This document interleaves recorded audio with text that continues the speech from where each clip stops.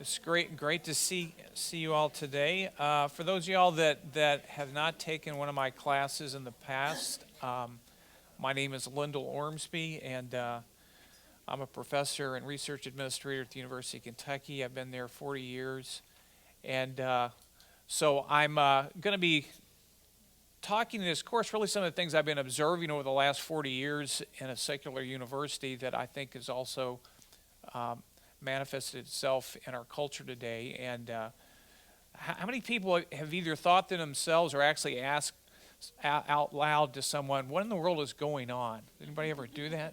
Okay. So I think we all have that kind of sense of what's going on here. And so hopefully we're able to unpack that and kind of look at what's been happening in our culture, not only recently, but kind of see that what we're seeing manifest today has really been building over the last several hundred years.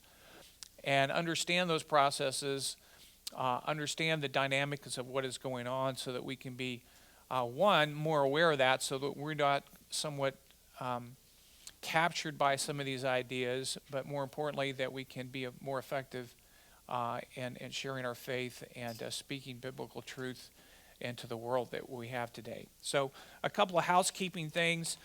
I have another sign-in sheet here I'm going to pass around. The one that you came in the back was my own personal one to get emails. This is the one the church uses for roll, so they asked me to do that at the very beginning of the class. So I'm going to circulate that. There was a little survey back there. If you filled that out, that's just sort of a pre-quiz to kind of see how people are thinking about different ideas. You can just drop those in that white box when you leave today, and that'll give me kind of a sense of where people are and how people are thinking. And so let me go ahead and open with the word of prayer, and then we'll jump into today's lesson. Dear God, just thank you for today. Lord, we just thank you that you are the truth. Lord, not only communicating truth to us, but embodying that. Lord, help us to understand what that means both in our lives and relative to our responsibility as Christians living in a fallen culture. And so, God, just be with us today. We just bless this time together. Open our hearts that we might reflect on the truth of who you are and what you say about who we are. Just be with us today in Christ's name. Amen. All right, when trying to think of maybe a biblical context of some of the issues we're looking at today, one of the passages that was brought to mind is a passage in Ezekiel where Ezekiel basically is basically quoting the Lord, and he says, "And you, son of man, say to the house of Israel, thus have you said, surely our transgressions and our sins are upon us, and we rot away because of them. How then can we live?" That kind of image of rotting away our culture. Sometimes you feel like our culture is rotting. How do we preserve that? As Christians, we're called to be salt and light in our culture. So what does that mean in the context of our responsibility? And then he goes on to say, as I live, declares the Lord, I have no pleasure in the death of the wicked, but that the wicked turn from his way and live. Turn back from your evil ways. For why should you die, O house of Israel? So sometimes we might take that passage and try to apply it and replace Israel with America even. Or I think more poignantly to us is to think, how does that really speak to not necessarily America, but the church? In what regard has the church somewhat been responsible for what's been happening in our culture? We like to kind of blame everybody else, and it's terrible, all these people out there, but sometimes we need to step back and say, how have we contributed to that? Maybe we're doing some things as Christians we need to reevaluate, given our responsibility to be salt and light. So I've got 3 objectives for the course this next 6 weeks. So one is to really understand the ideas that have shaped Western culture, so we understand what's going on here, and we're not asking the question, what is going on? We know what's going on, and so we can then be better equipped to try to address that. And then also to not only understand things, but to reflect on what does this mean with regard to our role as Christians? What can we do as Christians to be motivated to change where we need to do that so we can follow Christ?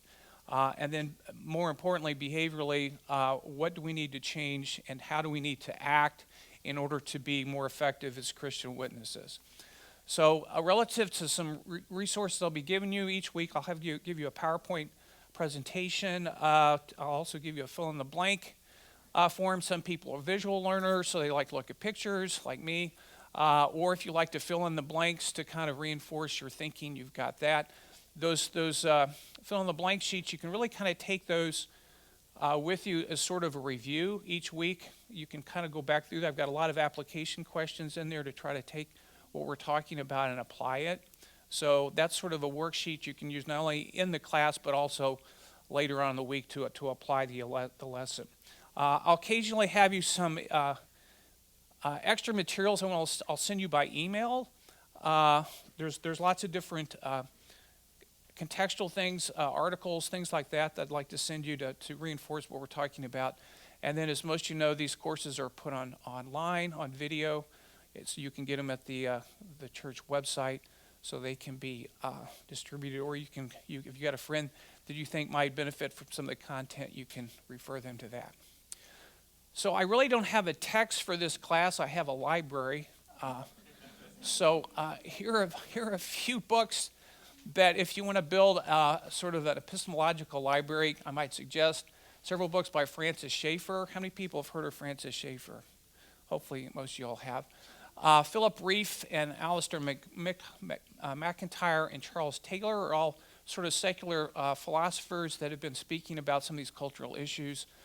And then there's a Christian by the name of James K. Smith, who's wrote a synopsis of some of the works of Charles Taylor, who's looked at trying to understand our culture, how we've come to a secular mindset, and so on. If you want to kind of get a primer to get started, I would recommend Francis Schaeffer's book, Escape from Reason. It was written back in '68, but he was somewhat of a prophet over 50 years ago. He foresaw everything that's happening right now in our culture today, and basically diagnosed some of the problems and predicted that. Here's some more books. Here's some additional books. A couple of months ago, our pastor kind of took us through this book by Carl Trueman, and this is kind of the Cliff Notes version of his original book, but that's also a pretty good book to kind of get in and get exposure. So those two books will kind of get you started if you'd like to look at some of these issues. But if you really want to drill down more, you've got a whole library you can assimilate there. Okay. All right, so by way of a sort of an outline for the class today, I'd like to kind of introduce what's kind of what we might call is what is the real crisis going on here. Next week, we'll kind of take a look at Western culture, starting with Plato, coming forward and trying to understand how has our culture ended up where we are. And we'll look at really 4 different cultural movements that have happened over the years.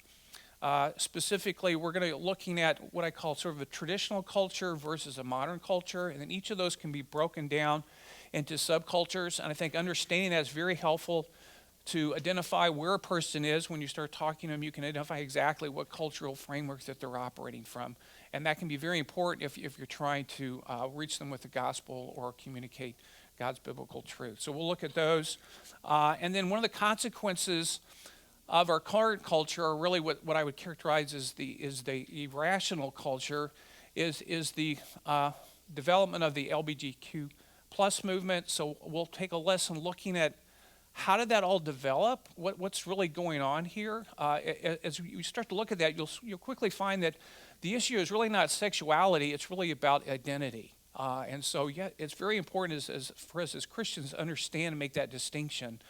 The real challenge here is not saying these people are not obeying certain sexual norms in the Bible. They have a whole dynamic about their identity that's totally been undermined, that we need to help them restore to find who their real identity is. And ultimately, as Christians, obviously, we can have the same problem. We can place our identity in other things as well, just like they're doing. All right, so we got to be careful about throwing stones at people when recognizing we're really doing the same thing. So ultimately, as Christians, our identity has to be anchored in Christ. And so that's what we need to understand and be able to communicate. And then finally, last week, I'll try to kind of wrap that all up and give some practical thinking or practical examples of how can we then respond to this type of culture. So today I want to look at 2 things. One, or actually a couple of things. One is the concept of the divergence of truth. This conflict that we're seeing between rationality and irrationality, because that's really what it is. And then we'll talk about something called the rise of the social imaginary. This is a concept that Charles Taylor originally introduced, which says that our culture has this kind of cloud of ideas that is floating out there. It's constantly changing, that we subconsciously are kind of using to navigate through life, all right? And so what are the implications of that for our culture and for Christians? We'll then look at the divergence of culture, specifically the fact that we've shifted away from more of a traditional culture, and I'll explain what I mean by that, into a modern culture. And we've been in a modern culture for several hundred years, but more recently, probably I would say at the end of the World War II, we started shifting into what's called a lot of times a postmodern culture, or it could be characterized as an irrational culture. And then I want to hone in today at the end about some of the implications of this irrational culture, how it's changing the way people are viewing reality, and then talk about a few potential Christian responses to that. All right, so that's kind of an overview of what we hope to accomplish this morning. So first we start talking about the divergence of truth. Scripture has all kinds of passages really prophesying about things that are going to happen. Here's in Romans that we've been going through in Herschel's sermon series. We talked about how people suppress the truth. And one of the ways people suppress the truth is not to never talk about the truth, is they introduce ideas or concepts that are opposed to the truth. All right, so spreading lies is a way that you can suppress the truth. Okay, so we want to look at that concept. So we might look at this concept here as a scientist, or as a physical scientist. I like to think in terms of physical things. So here we have the Earth's crust, and you might think of this as truth. And now we've got this imposing ideas that are coming up that are splitting and causing a fissure here between universal biblical truth, which is revealed, and subjective personal truth that is felt. And so this is being caused, like if you have, in a physical sense, you have magma or something that's moving up and splitting the plates. Here we have these false ideas that are creeping in to our universe of ideas. And this really goes back all the way back to Genesis 3, right? Remember, what did Satan say to Eve? Says, well, did God really say that? So trying to introduce these ideas that are opposed to truth and causes these fissures. And so this kind of creates something that kind of bubbles out of this fissure, is something called the social imaginary. Okay, so let me try to define what I mean by that. So the social imaginary, is defined by Charles Taylor, is the way that ordinary people imagine their social surroundings expressed through images, stories, legends, memes, and so on. This is the way people think about reality. If you think about it today, I'm sure you run into a lot of people, their concept of truth is not tied into something concrete. It's this sort of amorphous, this is kind of what the culture is saying, so that's kind of why I kind of think that way. And so that's what Taylor means by this concept of a social imaginary, okay? Another way to define that is a common understanding which makes possible common practices and a widely shared sense of legitimacy.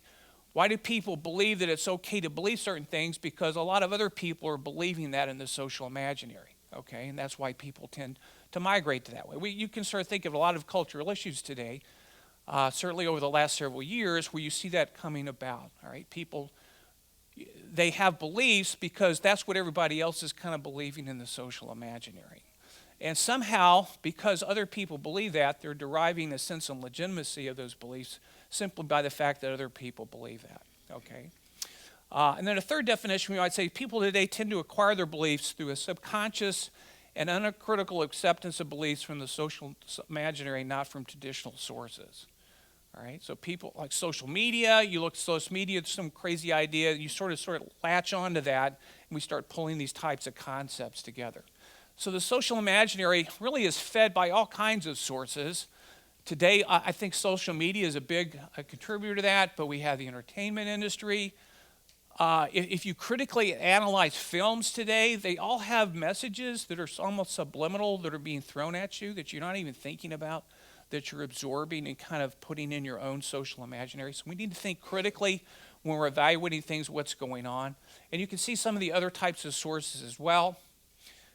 Typically, a lot of these crazy ideas don't start just out in the social media. They start in philosophy. These ideas that we're experiencing now have been introduced hundreds and sometimes thousands of years ago. These are not new ideas. They're just kind of being repackaged. So it looks like it's new, but it's really not. And then it typically filters its way into educational institutions. And then it might work its way into the arts and entertainment, so it's getting broadcast throughout the entire culture, and then can actually start to impact theology and government and politics. And that's kind of where we are now, okay? That whole process has occurred. So what are some of the types of ideas that are kind of common in the social imaginary? And I listed a few of those in that survey that I gave you. Here's a few of those. God is dead, all love is love, truth is relative, the family is obsolete, and so on, okay? These are ideas that are floating out there. They're not really tied to anything concretely. They're just floating in this social imaginary, and people assume that they have validity or truth simply because they're part of the sort of social construct, okay? All right, so we've seen this concept over the last 60 years or so, certainly since the end of World War II, this migration where truth is now being fractured into truth that's tied to something concretely, like the Bible, versus truth that's kind of floating out there, that's deriving its legitimacy by being present in this social imaginary, okay? So this not only affects individuals, it also affects cultures as well. So we also not only have this divergence of truth in an absolute sense, we also have a divergence of cultures. And I like this passage back in Joshua, where Joshua basically tells the people, you need to decide who you're going to serve today. This is certainly pertinent to us as Christians, all right? He says, are you going to serve those gods that you used to serve back in Egypt, or are you going to, or our ancestors, or are you going to serve the gods of the Canaanites, or are you going to serve the true God? This famous passage where he says, for me and my house, we'll serve the Lord, right? Some people put those in plaques in their houses, right?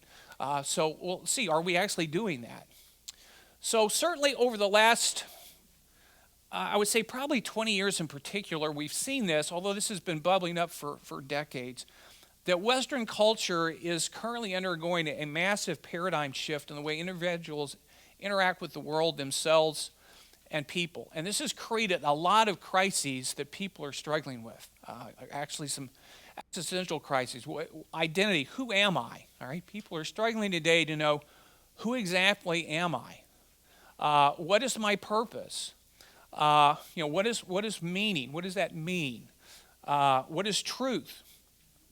People hear it say all the time, well, that's your truth. My truth is this. Like truth is some type of relative commodity. And another thing that's fascinating, I think, is there's been this growth of a need of righteousness. People have become very self-righteous in this culture because they need to feel justified, all right? This goes back to, I think, certainly a biblical concept that we are fallen sinners. We need to be justified before God, but people are struggling. They have that sense of understanding, but they're looking for other ways to justify themselves. That's right. So there's this need for righteousness. And so the answers to these questions we're seeing now are really being drawn from two radically different paradigms or perspectives. One I would characterize as sort of a traditional paradigm that focuses on the external or transcendental issues, and the current paradigm that we're really seeing crop up that's really everybody's turning their heads and saying what's going on is really characterized as a postmodern paradigm that's very inward focused, are focused on individuals, their own thinking, and so on. So relative to this concept of a cultural split, we have a traditional culture that, as we'll see in a little bit, can be subdivided into two subcultures, an institutional culture and a Christian culture. And from that perspective, we could say that a Christian culture is really some manifestation of a traditional culture, but it's not the same as an institutional culture. Both of those are traditional cultures, but one's Christian and one's not. And a lot of times we see, even today, Christians are mixing those two together, okay? So we'll take a look at that issue. And then the modern culture, we have really the rational culture that was kind of triggered by the Enlightenment several hundred years ago, and now the irrational culture that's emerged after after World War II, looking at irrational issues. And so in this course, we really want to do four things. We want to first understand the characteristics of this divide, what caused it, what are the ideas that have caused this. So when we encounter those out in our culture, we say, oh, I know what's going on here. That's this idea here. This came from so-and-so. These are the ramifications of that issue.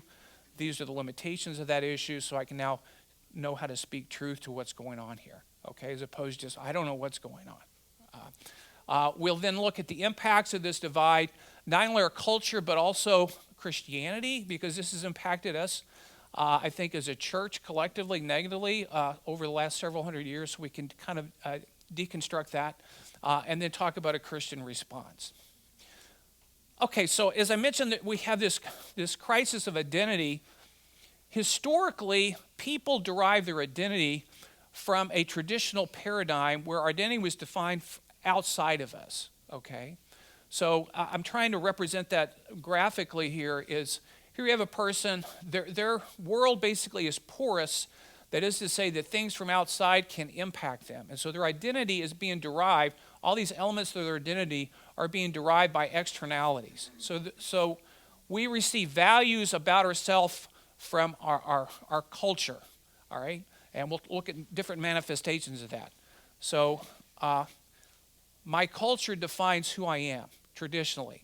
If you go back and look hundreds of years ago, if a person was working, their sense of worth was derived based on whether or not they were fulfilling their cultural obligation to their family, to other people, and so on, okay? As Christians, our identity is certainly defined by an externality that is in Christ, okay? So this concept of traditional culture, our identities are derived, are found from outside of us, all right? We're not autonomous. We're dependent upon the rest of the world. So what's happened in the last several decades is we've seen a major shift where now people are going from an externality identity to an internal identity, all right? Instead of defining or looking to the outside for my identity, I'm now looking inside of myself for my own identity, okay? So I'm now totally autonomous. My identity is derived from myself and pushed outward, okay? So we create value from within, and then we require others to affirm us, okay? That's why it's so critical to understand why, as an example, why does the LGBTQ plus community demand that Christians accept and affirm them? Okay, why is that? It's because their identity is at stake. If you don't affirm what they're doing, you're not basically not saying, well, I don't agree with your sexual practices. You're saying you're not a person because I don't affirm your identity, all right? And so it's important to understand why that's so grating or fundamental to their understanding. And unless we understand that, we're not going to be able to effectively communicate with them, okay? Does that make sense to everybody? So it's not a sexuality issue, it's an identity issue that's at the core here. Because their identity is being derived from inside themselves. And so if you say your identity, and they've tied their identity to their sexuality, all right? That's internal, all right? So you need to understand that. So over here we get validated by outside. Here I validate myself from the inside, okay? So these radically two different concepts. And so today when you're going out and talking to people, they're in one of those two camps. They may not know that consciously, but that's where they are, okay? All right, so we can also look at this from a historical perspective. And this is highly idealized and highly simplified. So you can pick holes in this very readily. But to try to kind of get a sort of a generic or general overview of what's happened culturally in Western civilization, we can basically break down our culture into four periods. We have a institutional period. We have the church arising. We have Christian culture. We then have modern culture, which has both rational culture that started the Enlightenment, and then we now have irrational culture. Now, this is not to say that you can't have elements of all four of those at any particular time. All right. In fact, each person in this room probably has characteristics of all four of those. All right, in sort of your social DNA. All right, and we're going to do a little exercise here in a second to look at that issue. So, but the point is, we started with an institutional culture in which institutions basically were the source of our identity. So we had family, state, community, the economy, even the church. with the rise of the Roman Catholic Church. These were institutions. My identity was defined and defined by how I interacted with those institutions. Okay? So if I am a good father, that was defined by how I fulfilled my obligations to what the institutions established. Okay? And so some of the key values there were duty and loyalty. Then we had the Christian culture by virtue of the institution of the church. You notice I have a little gap here, about 500. We really saw the rise of the institutional Roman Catholic Church. And in that sense, Christianity somewhat got hijacked, at least in Western Europe, by the Roman Catholic Church, and the church now became an institutional culture, not a true Christian culture. Does that make sense? And then we had the Reformation in 1517. We got some recovery of that. Okay. Then in the Enlightenment, in this case, our focuses are revelation and faith, and our source of identity is Christ. All right. Does everybody understand the distinction of these two? Even though these are both traditional cultures, you see there's radically different sources of our identity. But they're both, in both cases, they're external to us. Okay. All right. So then we move into modern cultures with the Reformation, the Scientific Revolution, and then ultimately the Enlightenment. We now have a situation where people say, now my identity is no longer external, it's internal. And the major shift that happened in the Enlightenment was now reason became the focus or the source of our identity. Okay? It was an internal source, but it was reason that was driving that. So we had science, reason, liberty, and the rational culture basically generated four major movements that we're going to look at that still influences today. We have the movement of natural humanism, metaphysical humanism, Marxism, and capitalism, and we're going to see how those four movements have continued to propagate and ultimately have led to the birth of the irrational culture. All right, so it's important to understand that. And then finally, after the World War II, we really started to see the emergence of what's called postmodernism. Again, it's an internal focus, but our source of identity is not reason. In this case, our source of identity is feelings. Okay, so we go from reason to feelings. So you might think of it this way. So if we look at individuals in the institutional self, our identity is defined somewhat from without, relative sort of the spiritual world. I mean, you think of the Greek culture, they had some Parthenon of gods and so on. They're really kind of, weird people, but they still thought that their gods were involved and influenced their culture and defined who they were, all right? But in the institutional self, again, you had these other institutions that really defined people's purpose, meaning, and so on. And then we've already talked about the Christian self. Really, our identity is defined from above by God, and the church was instituted to then reinforce that truth, but not be the ultimate source of it, okay? Again, the problem that happened in Roman Catholicism is that the institution of the church overtook really God in that sense, okay? And that caused a lot of problems. In the modern self, again, our identity is now from without, but it's being driven by reason, okay? Whereas the irrational or postmodern self, and we've now seen a shift from reason to feelings, all right? How do I know something's true? Well, I feel it's true, okay? I no longer have any objective basis for saying if something is true. It's all based on my feelings. In fact, I now use my rational mind to justify what I'm feeling as opposed to refute or interact with that. Okay, so that's the shift that we've seen over the last several years. So what are some of the purposes of traditional culture? First, it directs the individual outward. It focuses on an outward identity. It focuses on society, not the individual, and unity.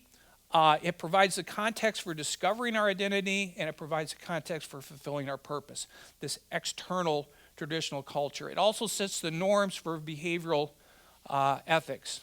And then it is supported and reinforced by all these different institutions. These other institutions all support who we are as people, okay? That's the concept of a traditional culture. And then finally, it sees the world as having a given order and a given meaning, thus sees human beings as being required to discover the meaning and conform themselves to that. Does that make sense to everybody? Okay, how does that contrast with a modern or irrational culture? In this case, the culture now is directing the individual inward. It focuses on an inward identity. It provides context for creating our identity and purpose. It focuses on individuality and diversity versus society and unity. You see the radical shift going on here, okay? It also then doesn't set the norms for ethical behavior. It frees us now up to pursue our own ethical behavior, okay? And it is opposed to and feels suppressed by the traditional institutions. Instead of seeing these institutions as supporting our identity, the postmodern or the irrational culture sees all these institutions as a threat to our identity. That's why we see this massive cultural earthquake going on where people are opposing all these different institutions, okay? Because the institutions are looked at as a threat to my freedom and as a threat to my identity, all right? If you know anything about philosophy, this really goes back to Rousseau's philosophy several hundred years ago, one that's influenced the thinking. And this is critical. So the irrational culture sees the world as having an oppressive order, and thus sees human beings need to be freed from that oppression so they can pursue their own autonomous meaning and purpose. And again, here's a quote by Rousseau several hundred years ago that captures the essence of that, where he said, "Man is born free and everywhere is in chains." What he meant by that is the culture has chained man from experiencing true freedom and true identity. All right, does that make sense? So you just kind of see these two different major philosophies that are going on here that we're in the midst of that are creating a lot of this conflict. A couple other things as related back to identity. The heroic narrative is self-sacrifice in a traditional identity. It's heroic to be sacrificial, okay? In a modern identity, the heroic narrative is self-assertion. See the significant difference between those two philosophies, all right? In the institutional culture, your sense of self-worth and self is developed as you move towards others, assuming your role in family and community. As I assume my role and fulfill my role, then basically that is defining my self-worth, okay? Your sense of self is defined by your duties. Your sense of self-worth depends on the honor that is bestowed upon you by your community for discharging them. This is a global traditional culture. And I'm not talking exclusively necessarily about a Christian culture, just the concept of traditional culture, right? In the irrational culture, your sense of self-worth develops as you move towards your true self. It's as you move inward as opposed to outward, okay? Your sense of self is defined by your desires, not by fulfilling your duties, all right? And your sense of self-worth depends on the dignity you bestow on yourself for living a life of authenticity with regard to your desires, okay? So does everybody kind of see the difference? Can you start to think of people and individuals, you start to see that playing out in their lives, the way that they're living and interacting? Hopefully it gives a little bit of understanding of what's going on, okay? All right, so here's a little exercise. So I want you to find at least one person next to you, or possibly three people, and I want you to think about what percent of the cultures most influence the social imaginary in which you live. Is it a traditional culture or is it a modern culture? Okay, so in the culture that you live in, when you say it's 50-50, would you say it's 30-70? What would you suggest it is? Okay, yes. Yes. Or the nation or state as a whole? You can cast that either way, okay? So you're going to get different answers, I suspect, all right? Well, let's take a more global. Let's assume the nation. How would you characterize the America, okay, first? And then after you've done that, I want you to think about yourself personally, okay? A little bit more introspective. To what extent do I have impacts of irrational culture in the way I'm looking at things in my own life, okay, or a modern culture, all right? So take a few minutes to do that, and then share your results, what you got with your neighbor or three people around you, okay? All right, so initially I set up just looking at traditional versus modern. You could actually subdivide that and take the traditional and go down to institutional versus Christian, and you could take the modern and go down to rational versus irrational. So you could have a pie with 4 slices, right? And I think this week you might reflect more upon that. Just think about your own personal perspective. Draw a pie and think what percent of my worldview is being driven by modern rational thinking or modern irrational thinking. That's a good inventory, I think, to go through to try to get a better understanding of how we're personally thinking about things, let alone what the world's doing, right?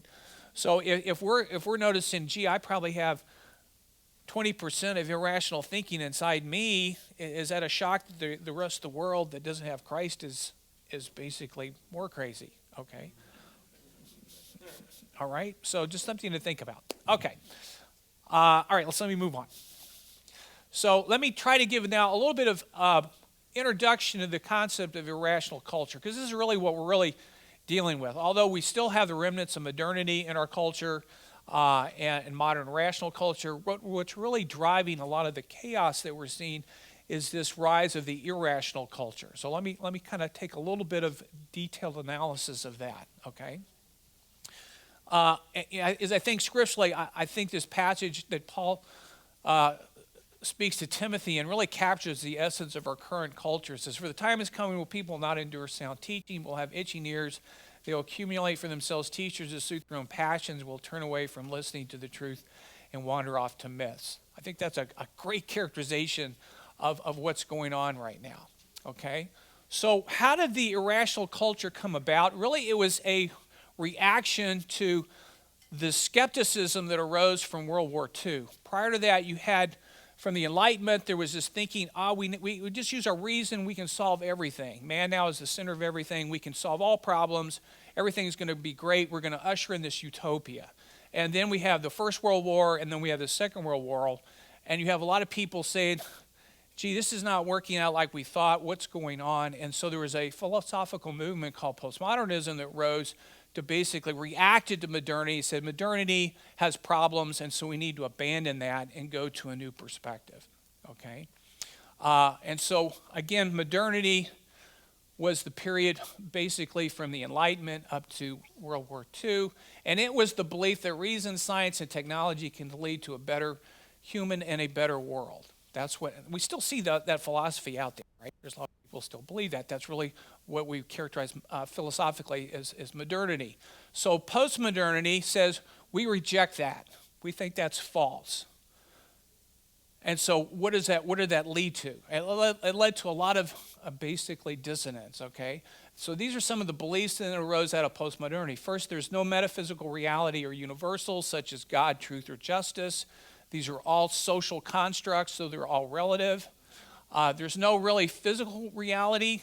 Men and women are really not distinct or different. They can be the same. All right, we see that whole philosophy manifest itself in the transgender movement, for example.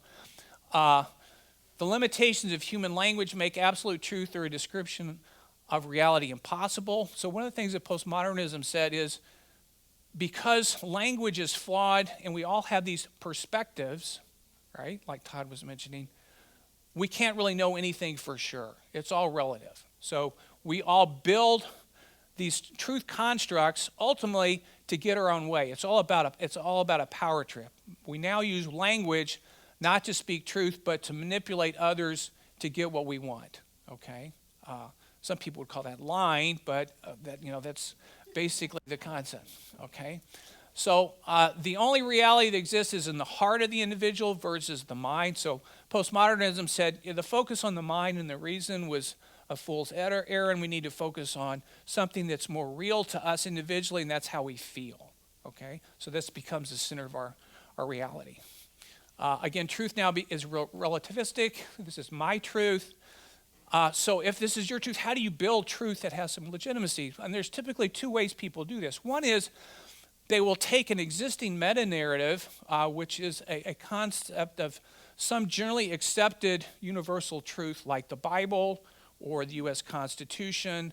So, and then we'll yank a piece out of that and then twist it and conform it to serve my own purpose, okay? And in doing that, I derive some legitimacy from sort of the memory that people have of growing up where the Constitution meant something or the Bible was seen as an authoritative source, even though they don't treat it that way, they're still kind of borrowing off that capital. They're sort of stealing from that lumberyard of traditional culture to build their own culture. Does that make sense? Okay. So that's one way. The other way is just by pulling things from the social imaginary, okay? Because the social imaginary has a legitimacy to it. Okay, people kind of, if you don't believe that, look at what goes on with social media and cancel culture and so on, okay? So if I yank a concept from the social imaginary and I appropriate that, by doing that, I'm gaining some legitimacy for my own idea or my own concept of truth, right? So in both cases, you're kind of stealing someone else's legitimacy to validate your own construct, okay? Okay, and then finally, reason, logic, and language are used not to obtain or communicate truth, but as I mentioned, as instruments of power. So these are some of the philosophical ideas that came out of postmodernism. So one construct then that I just mentioned about is really postmodernism is stealing from the lumberyard conceptually of traditional culture to build their own buildings. Then they're saying the traditional culture doesn't exist, and then they're using their buildings to basically try to destroy the traditional culture. It's suicidal, and it doesn't make any logical sense, but that's the essence of what's going on, okay? It's sort of a sleight of hand. All right, so another way to summarize the cultures is to use a baseball analogy. I can't use basketball anymore since that's kind of dead, but anyway, so how does an umpire call balls and strikes in a baseball game? Well, I want to give you 3 examples from the context of these 3 different cultures, all right? So a traditional umpire, he calls balls and strikes the way they are, okay? There's a defined strike zone. The ball goes in the strike zone, that's a strike. If it's outside, it's a ball, okay? That's absolute, all right? How about the modern rational umpire? I call balls and strikes the way I see them, okay? So he's sort of an empiricist. It's like, well, I think that was outside the strike or the strike zone, et cetera, okay? How does a postmodernist call balls and strikes? There are no balls and strikes until I call them, okay? Now you need to think about that because that really, it sounds like it's a silly example, but it really captures the essence of what's going on here, okay? There is no truth until I define what truth is. Okay, I define my own identity. Okay, nothing is going to define myself. I define my own identity, and so on. Okay, all right. So here's another quick exercise. And thinking about the concept of cultural empires, what kind of umpires are your parents, your children, and you? Are they a traditional umpire? Are they a modern umpire? Or are they a postmodern umpire? All right. So it'll take a few minutes to do that. Yes, or a confused umpire. Yes, exactly. So take a few minutes to do that. So let me answer it with 2 things. One, I want to make sure I distinguish institutional is not the same as Christian, okay? And I think, so we got to be careful we don't when we hear traditional, we're thinking the same simultaneously. So the institutional culture and Christian culture can be characterized as traditional, but they're not the same thing. So I can be doing something from an institutional cultural standpoint and be traditional, but be really not being following Christ or being Christian. So we need to keep that in mind, number one, right? And then the other thing is this helps to see what's happening though, right? These ideas are starting to seep into people subconsciously. It's like I talked about with the social imaginary people. We need to step back. First, we need to start as Christians and evaluate ourselves like, what am I thinking and where is it coming from? But more importantly, we need to teach our kids not what are our Christian values, but understand why that is true versus everything else that's going on. And they understand when they start seeing these types of philosophies, oh, I can critique what that is, okay? It's not true because it makes me feel good. Right. That's the irrational standard, right?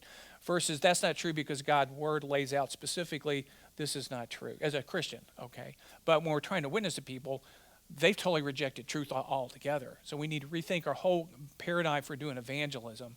And hopefully in the next class I teach in maybe 6 weeks, we'll be looking at, or 12 weeks, we'll be looking at what are some practical ways we can start speaking to this culture. Okay, and then Seth is going to be teaching the course next time, looking at Generation Z, I believe, right? So I'm sure he'll get into some of those issues as well. Okay, so let me try to wrap up here. I always put too much material, so that's why you have handouts. So I want to at least mention 10 impacts of the irrational culture. I'm not going to have time to walk through all these, so you have that for homework to read over. But you can look at different ways that irrational culture has impacted our concept of marriage, what it means to be fulfilled in your marriage, work, education, history, film, art, government, law, sexuality, and Christianity. These all have been profoundly impacted by this irrationality. It's a good survey to go through and kind of review those and have an understanding of what is actually happening here, okay? Let me pick just a couple. For example, satisfaction in marriage. In a traditional culture, if one were to ask a person if they were satisfied with their marriage, they would answer yes to the degree that their marriage enabled them to meet their cultural identity as a husband or wife, or as a father or mother, and as a contributing member of society. Is that how we look at satisfaction in marriage today in our culture? No. Okay.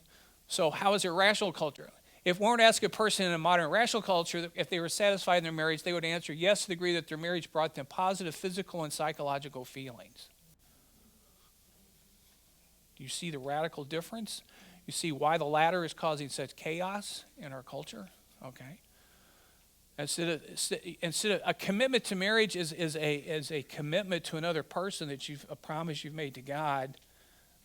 And your satisfaction is the degree to which you're fulfilling that commitment versus, gee, am I being personally fulfilled? That's how am I feeling? Okay, you see the difference between those two different perspectives?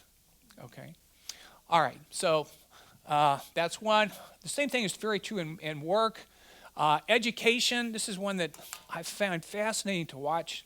I'll just mention this briefly. Traditional culture, the purpose of education was to train people's minds to conform them to the truth and the canons and protocols of society. Okay, you go to university to have your mind trained, and you, as a person, conformed to basically coincide with the cultural norms and truths of the society. Okay, and so the purpose of educators was to be basically as cultural safeguards. Okay, to ensure the integrity of culture. Today, the purpose of university is to provide a safe environment where students can create their own truth and their own identities. It is a place to go to create and perform, not to be learned and to be formed.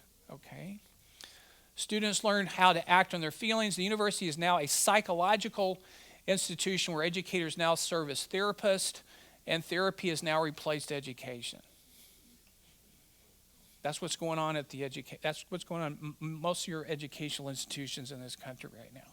Okay, that's a radical change from what universities used to be. All right, as we all know, most of the universities in the United States were formed by Christian institutions. All right, a lot of them set up to basically train people to be pastors. Okay, so this is going to have a massive impact, obviously, on our culture.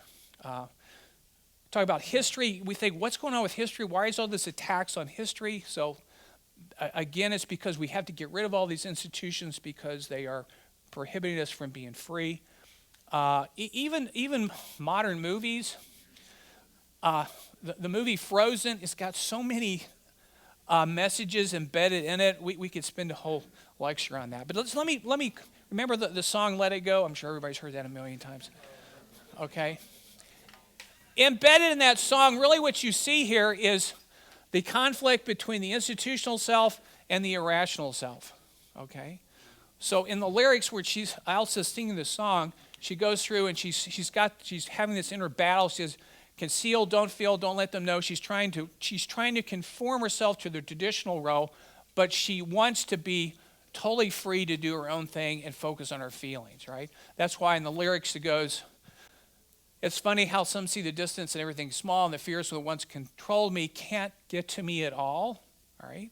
I'm getting rid of traditional constraints. It's time to see what I can do to test the limits, break through. No right, no wrong, no rules for me. I'm free. That's the message that song was speaking to your kids, okay? How many people notice that?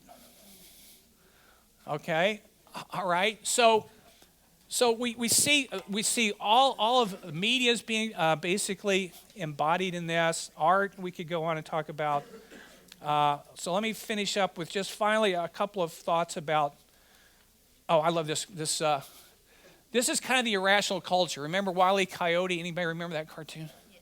Remember he'd run off the cliff and just snap there for like several seconds, and then he would look down and he'd start to fall. All right, I think that's a perfect picture of irrational culture right now. It's ran off the cliff of rationalism, and it hasn't looked down yet. Okay, but that's going to happen. Here's a couple good quotes I like. Those that can make you believe absurdities can make you commit atrocities. Thinking, where's the implications of where all this is going? Okay, and then I like this quote by Solzhenitsyn. Men have forgotten God, that is why all this has happened, okay? Here's a quote that he gave back in 83, all right? This is like 40 years ago.